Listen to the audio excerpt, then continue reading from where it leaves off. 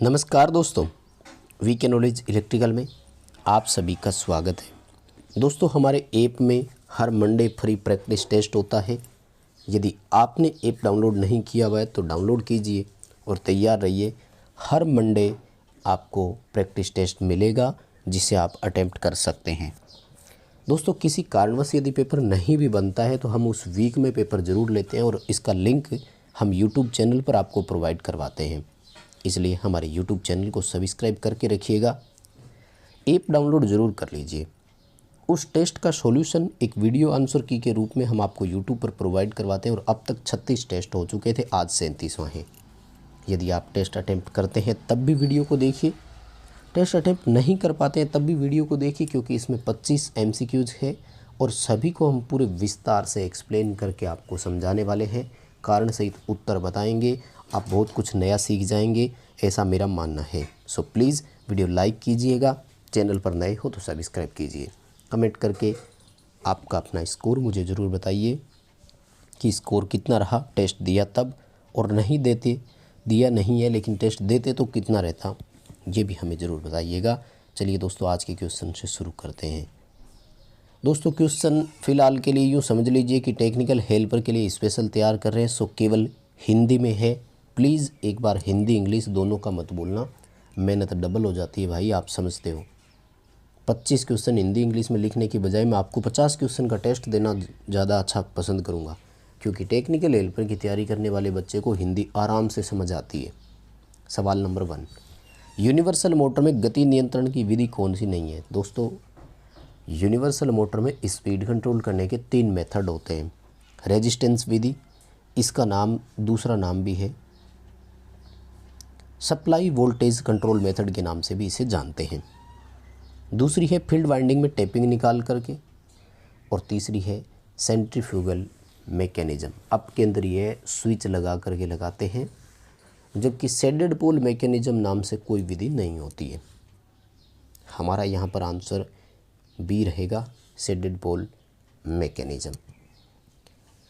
सवाल नंबर 2 आपकी स्क्रीन पर है, और ये क्वेश्चन वैसे मैंने कई बार आपको पहले भी करवाया है। अगर आप हमारे साथ लंबे समय से जुड़े हैं तो इस तरह के क्वेश्चनों को आपने ज़रूर देखा होगा।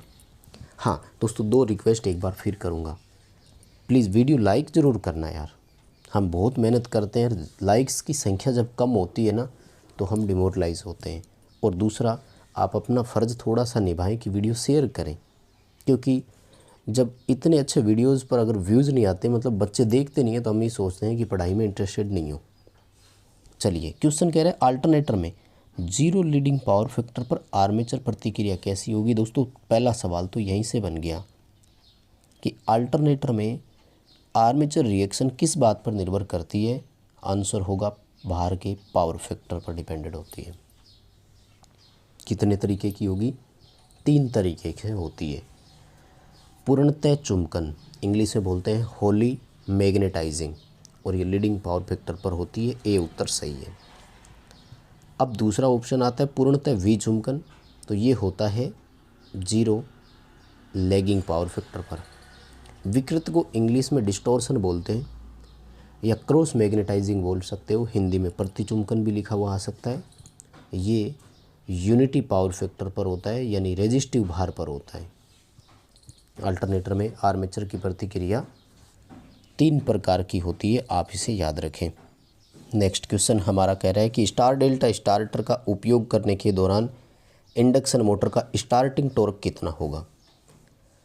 दोस्तों, इंडक्शन मोटर का स्टार्टिंग टॉर्क सप्लाई वोल्टेज के वर्ग के समानुपाती है। जब मोटर स्टार में चलती है तो उसको मिलने वाली वोल्टेज लाइन वोल्टेज की √3 मिलती है। मान लीजिए लाइन वोल्टेज 1 है तो उसे 1/√3 यानी 0.577 वोल्टेज ही मिलेगी। 1/√3 का आप स्क्वायर करेंगे तो यह आएगा 1/3, यानी टॉर्क पूर्ण भार का यानी फाइनल टॉर्क का 1/3 होगा। बी उत्तर अपना सही होगा। अगला सवाल है, स्टील की कोर पर 600 टर्न है और 300 मिली एम्पियर की धारा देते हैं।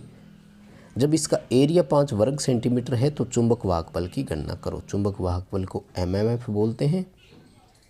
N×I से ये कैलकुलेट होता है। इसके लिए आपको एरिया की ज़रूरत ही नहीं है, ये एक डाटा ऐसे ही दे दिया था। टर्न 600 है, धारा 300 मिली एम्पियर है, मिली हटाओगे तो 1000 का भाग देना होगा, यानी आंसर आएगा 180 एम्पियर टर्न। कैलकुलेट करके मिलान कर लेना उत्तर और मुझे कमेंट करके ज़रूर बताना कि क्या इतना ही आता है क्या। अगला सवाल देखिए, निम्न कथनों पर विचार कीजिए। स्टेटमेंट नंबर 1 कह रहा है स्टार में लाइन धारा फेज धारा के बराबर होती है, ये बिल्कुल सही स्टेटमेंट है। दूसरा कह रहा है कि 3 फेज बैलेंस लोड में जो तात्कालिक शक्ति है इसका कुल मान औसत शक्ति के बराबर है, तो वाट मीटर यही तो करता है, क्योंकि वाट मीटर कभी तत्क्षणिक शक्ति के लिए कहते हैं कि डिफ्लेक्शन नहीं दे सकता। इतना जल्दी उसका पैमाना कह रहे हैं कि पॉइंटर विक्षेपित नहीं होता। जब आप थ्योरी पढ़ेंगे तो आपको समझ आएगा।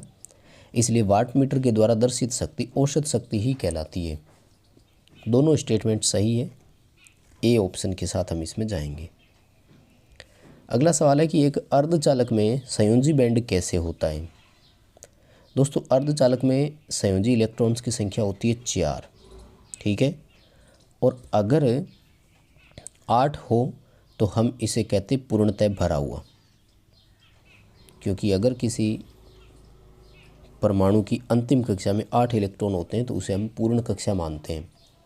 इसमें लगभग 4 है, इसका मतलब क्या है कि इसको हम बोलेंगे लगभग भरा हुआ, ठीक है ना। अब बात तो एक ही है कि लगभग खाली बोल सकते हो, लेकिन ऐसा नहीं होता। संयोजी बैंड को लगभग भरा हुआ बोलते हैं और लगभग खाली बोलते हैं चालन बैंड को, ठीक है ना। और ऊर्जा बैंड तो आप जानते ही होंगे, 0.72 इलेक्ट्रॉन वोल्ट जर्मेनियम के लिए और 1.12 इलेक्ट्रॉन वोल्ट सिलिकॉन के लिए। सारे याद रखने हैं। अगला सवाल, को छोड़कर सभी डायोड रिवर्स बायस में प्रचालित होंगे। टनल डायोड फॉरवर्ड में चलता है, बाकी ये तीनों रिवर्स में होते हैं, ध्यान रखना, ठीक है। ए ऑप्शन आ जाएगा। अगला सवाल है, पावर फैक्टर सुधारने के लिए किसका उपयोग नहीं किया जा सकता। पावर फैक्टर इम्प्रूवमेंट के लिए 3 डिवाइसेस काम में लेते हैं।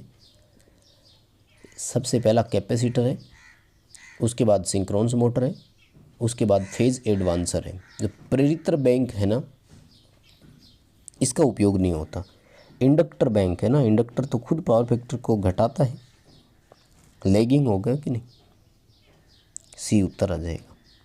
अगला सवाल है, मर्ज प्राइज प्रोटेक्शन किसके लिए होता है। दोस्तों, मर्ज प्राइज प्रोटेक्शन सीटी के साथ लगते हैं और ये जनरेटर और ट्रांसफार्मर में लगती है, केवल ध्यान रखना।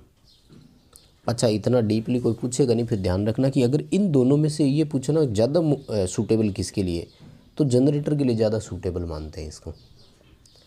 मर्ज प्राइज प्रोटेक्शन केवल जनरेटर या ट्रांसफार्मर के लिए होगी, इसमें सीटी होती है और सीटी के कनेक्शन इन जनरेटर या ट्रांसफार्मर के कनेक्शन का उल्टा होता है। जैसे मान लो ट्रांसफार्मर की सेकेंडरी साइड स्टार में जुड़ी हुई है तो सीटी को फिर डेल्टा में जोड़ना होगा। तो मर्ज प्राइज प्रोटेक्शन जनरेटर ट्रांसफार्मर के लिए लगते हैं। मोस्ट सूटेबल किसके लिए है, तो जनरेटर में है। अगला सवाल, धनात्मक फेज क्रम है, तो धनात्मक का मतलब होता है RYB, कन्फर्म है, ये याद रखना। R 0 डिग्री पर है तो Y कहाँ होगा। देखो, 3 फेज में हम सब जानते हैं कि 120 डिग्री का फेज अंतर तो होगा, ठीक है ना। मान लीजिए कि ये कोई एक सापेक्ष रेखा मानता हूँ मैं, तो वो कह रहा है कि R यहाँ पर है 30 डिग्री आगे, तो Y कहाँ पर होना चाहिए, 90 डिग्री पीछे। क्यों, क्योंकि हमें तो R और Y के बीच में 180 डिग्री का अंतर लाना है ना। R 30 डिग्री आगे चल रहा है और Y 90 डिग्री पीछे चल रहा हो, तो दोनों के बीच में हो गया ना 120 डिग्री का अंतर, -90 इसका उत्तर आ जाएगा, ठीक है। हाँ, अगर R 0 डिग्री पर होता ना तो फिर -120 इसका उत्तर करना होता, ठीक है। काफ़ी अच्छा क्वेश्चन है, ध्यान रखिएगा। हाँ, अगर इसमें -30 डिग्री कर दिया होता ना तो फिर इसका -150 करना होता, क्योंकि 2 चीज़ें कन्फर्म है, Y फेज R से पीछे है, एक बात। दूसरा, इन दोनों के बीच में 120 डिग्री का अंतर आना चाहिए। तो अब कितना अंतर आना चाहिए, सापेक्ष रेखा से R कहाँ है, Y उसी के अनुसार निर्धारित होगा। चलिए अगला सवाल, एक डेल्टा को जब समतुल्य स्टार में बदला तो प्रत्येक 330 ओम है। डेल्टा नेटवर्क में प्रत्येक प्रतिबाधा का मान क्या होगा। दोस्तों समतुल्य का मतलब होता है कि जितना 2 वाइंडिंग का प्रतिरोध स्टार में आ रहा है उतना ही डेल्टा में आना चाहिए। सामान्य स्टार से डेल्टा बदलते हो तो प्रतिरोध 1/3 होता है, इसलिए कह रहे हैं कि समतुल्य करने के लिए स्टार वाले को 3 से गुणा कर दिया करो, डेल्टा वाले का मान आ जाता है, यानी 990 ओम जो है इसका उत्तर आ जाएगा। तो डी उत्तर के साथ हमें जाना है, 990 आएगा। अगला सवाल, किसी सिंक्रोनस मशीन में वाइंडिंग को पूर्ण पिच कहा जाता है तो 2 कॉइल के बीच में विद्युतीय विस्थापन कितना होता है? सिंक्रोनस मशीन यहाँ अल्टरनेटर को बोलते हैं और अल्टरनेटर में 2 तरह की वाइंडिंग होती है, एक को पूर्ण पिच वाइंडिंग बोलते हैं और एक को आंशिक पिच बोलते हैं। जब 180 डिग्री के अंतर पर हो तो इसे पूर्ण पिच कहते हैं, जब 180 डिग्री से कम हो तो इसे आंशिक पिच बोलते हैं। आंशिक पिच का फ़ायदा क्या है? हार्मोनिक्स वगैरह समाप्त हो जाते हैं, इसलिए अंशीय पिच वाइंडिंग ज़्यादा काम में लेते हैं। कितनी कम होगी इसका पिच फैक्टर से पता लगेगा। अगला सवाल है कि निम्न में से कौन सा स्टीम पावर प्लांट का भाग नहीं है? थर्मल पावर प्लांट का भाग नहीं है, ये पूछा है अपन से। तो थर्मल पावर प्लांट में हेवी वाटर रिएक्टर नहीं होता, भारी जल रिएक्टर जो है ना, ये स्टीम पावर प्लांट में नहीं होता। बाकी APH होती है, सुपर हीटर होता है, इकोनोमाइज़र होता है, और इन सब का काम है। इकोनोमाइज़र बॉयलर की दक्षता बढ़ाने का काम करता है। एयर प्री हीटर जो है, ये जो प्राइमरी एयर होती है जो बॉयलर में जलने के लिए गैस उपलब्ध होती है उसको गर्म करने का काम करता है। सुपर हीटर में जो भाप होती है उससे नमी दूर की जाती है। सबके काम याद रखना। थर्मल पावर प्लांट के काम या उपयोग का क्वेश्चन पेपर में आ सकता है, याद रखिएगा। अगला सवाल, रेजिस्टेंस हीटिंग स्थापन नहीं है, तापन है, सॉरी, ये रेजिस्टेंस हीटिंग विधि में हीटिंग एलिमेंट के लिए उपयुक्त सामग्री कौन सी नहीं है? सिल्वर नहीं हो सकता भाई। जो हीटिंग एलिमेंट है वो चांदी का नहीं बन सकता, सिलिकॉन कार्बाइड का बनता है, नाइक्रोम का बनता है, टंगस्टन का बन सकता है। मतलब हाई रेजिस्टिव वायर जितने भी है उन सब का बन सकता है, लेकिन जो सॉफ्ट है उनका नहीं बन सकता, गलनांक जिसका कम है उसका नहीं बन सकता। और अगला सवाल देखिए, DC शंट मोटर से संबंधित कथन कौन सा नहीं है? वैसे तो दोस्तों इसमें 2 स्टेटमेंट नहीं है, चलो फिर भी जब दोनों में से आ जाए तो कौन सा चूज करेंगे, बात करते हैं। पहला देखो, टोड़कर नहीं है, सॉरी ये टोर्क था, ये भी उल्टा लिखा हुआ है। टोर्क आर्मेचर धारा वक्र सीधी रेखा में होता है। खैर इसकी लैंग्वेज मैं सही कर दूंगा, अगर आपने टेस्ट अटेंड कर लिया है तो कोई बात नहीं, समझ आइए। टोर्क आर्मेचर धारा वक्र एक सीधी रेखा में होता है, ये ठीक है। दूसरा, आर्मेचर धारा शून्य होगी तो टोर्क शून्य होगा, ये भी ठीक है। अब यहाँ पर 2 लैंग्वेज लिखी हुई है, दोनों ही प्रॉब्लम है। टोर्क धारा के व्युत्क्रमानुपाती होता है और भारी कार के स्टार्टिंग के लिए उपयुक्त नहीं है। यानी हेवी ड्यूटी स्टार्टिंग अगर कहीं पर हो रही हो तो वहाँ फिर सीरीज मोटर काम आएगी, शंट नहीं। अब इसमें क्या है कि उसने ये नहीं लिखा कि धारा कौन सी है, इसलिए क्या इस ऑप्शन को भी सही माना हुआ है। सो हमें C ऑप्शन यहाँ करना था सही। हेवी ड्यूटी स्टार्टिंग के लिए ये उपयुक्त नहीं है क्योंकि वहाँ सीरीज मोटर काम में लेंगे। अगला सवाल, split phase single phase capacitor motor में कौन सा भाग नहीं होगा? सिंगल फेज कैपेसिटर मोटर में स्थायी कैपेसिटर पूछा है इसने, तो उसमें सेंट्रीफ्यूगल स्विच कभी नहीं होगा। केज टाइप रोटर होता है, पावर फैक्टर अधिक होगा, स्टार्टिंग वाइंडिंग भी होगी।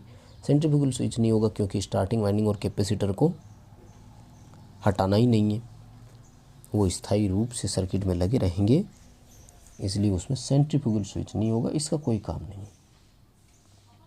अगला सवाल, कॉमन कलेक्टर अभिविन्यास के लिए वोल्टेज गेन का मान कितना होगा? CC है ना, तो CC की करंट गेन सबसे अधिक होती है कॉमन कलेक्टर की, और वो होती है गामा। सर्वाधिक करंट गेन वाला है, और जिसकी करंट गेन ज़्यादा हो ना, वोल्टेज गेन उतनी कम होती है, तो इसकी वोल्टेज गेन जो है वो लेस देन यूनिटी हो जाएगी, यानी इकाई से कम हो जाएगी। जैसे कॉमन बेस है ना, तो कॉमन बेस की करंट गेन इकाई से कम होती है, तो फिर इसकी वोल्टेज गेन है ना वो इकाई से बहुत अधिक होगी। इसलिए ये भी कहते हैं कि कॉमन कलेक्टर अभिविन्यास को वोल्टेज एम्पलीफायर के रूप में आप कभी यूज नहीं कर सकते। अगला सवाल, एक बीजेटी के दोनों जंक्शन जब फॉरवर्ड में हो तो इसे सेचुरेशन मोड कहा जाता है, ध्यान रखना। दोनों रिवर्स में हो तो उसे कट ऑफ मोड कहते हैं। फॉरवर्ड एक्टिव में पहला फॉरवर्ड में दूसरा रिवर्स में, रिवर्स एक्टिव में पहला जंक्शन रिवर्स में और दूसरा फॉरवर्ड में होता है। अगला सवाल, निम्न में से कौन सा यूनिपोलर डिवाइस है? यूनिपोलर और बाईपोलर की पहचान करनी है कि धारा होल और मुक्त इलेक्ट्रॉन दोनों के कारण चल रही है या किसी एक के कारण। दूसरी बात ये समझ लो कि बाईपोलर वो होते हैं जिसमें पीएन जंक्शन हो। तो शॉर्टकी डायोड में पीएन जंक्शन 0 होता है क्योंकि ये मेटल डायोड की श्रेणी में आता है। फास्टेस्ट डायोड भी है, इसमें कोई पीएन जंक्शन नहीं होता है, इसलिए ये यूनिपोलर है, एक ध्रुवता वाला है। अगला सवाल, कौन डीसी मोटर से संबंधित है? हेलिकल कॉइल ट्रांसफार्मर में लगती है। शेडिंग रिंग यूँ समझ लो कि सिंगल फेज मोटरों में लगती है। डमी कॉइल डीसी मशीनों में होती है। टर्शियरी वाइंडिंग है, टर्शियरी वाइंडिंग फिर ट्रांसफार्मर में होती है। ठीक है, सिंपल सा क्वेश्चन है, मुझे लगता है इसमें तो कोई प्रॉब्लम है ही नहीं।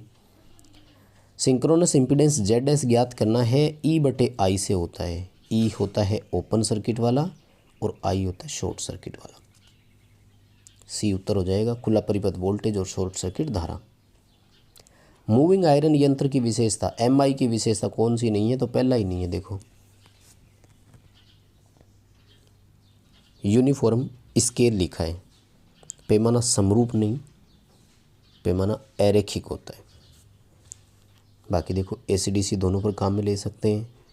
टॉर्क भार अनुपात उच्च होता है, लागत भी कम होती है, थोड़े से सस्ते होते हैं PMMC की अपेक्षा, हल्के भी होते हैं, सुगराई भी कम होते हैं, जल्दी ख़राब भी हो जाते हैं। अगला सवाल, इंडक्शन वाट मीटर का उपयोग कहाँ करेंगे?